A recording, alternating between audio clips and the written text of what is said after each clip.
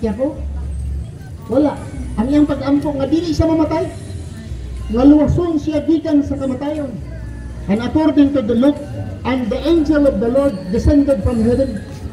Ang anghel sa Diyos ningkunsad paingon kaniya dito sa yuta. And strengthening Jesus. Dipalig-on si Jesucristo. Kung dipalig-on si Jesucristo ang pangutana, kung sa may gisulti sa anghel. Kaya kung dipalig, imong pag-ampo gidungog, luwason ka sa Diyos, dili ka mamatay. Maunay strengthening. Okay? Strengthening. Pero ang gidakop si Jesucristo. Dato sa gidakop. Ingon sila si Jesucristo, nagpakamatay. Kung si Jesucristo nagpakamatay, di na sa magtagok. Di na po sa mag-ampo. Nga luwas ako. Kaya nagpakamatay man. So, si Jesucristo wala din nagpakamatay.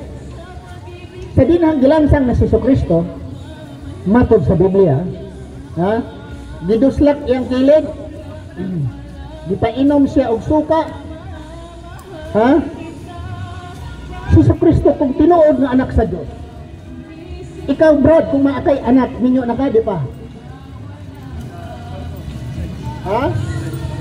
Wala. Untaw pa. Kung ikaw magkaroon ng anak, nakita mo yung anak mo, you have only one son, gidakop, gibugbog, gikulata, gilansang.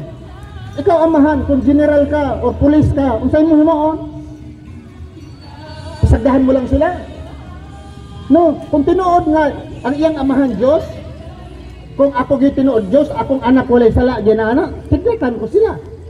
Kamong dalugdog og kidlat, gawas kamo, kidlat itong naglansang sa akong anak.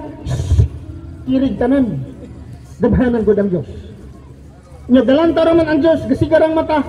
Ha? Gisigara ang mata yang unsay klaseng amahan. Ikaw karon general ka, naakay eroplano, naakay mga tangki digira, general ka. Imong bugtong anak gilansang, gibukbok, gikulata. Ikaw general galanta ka? Unsay tawag sa imo?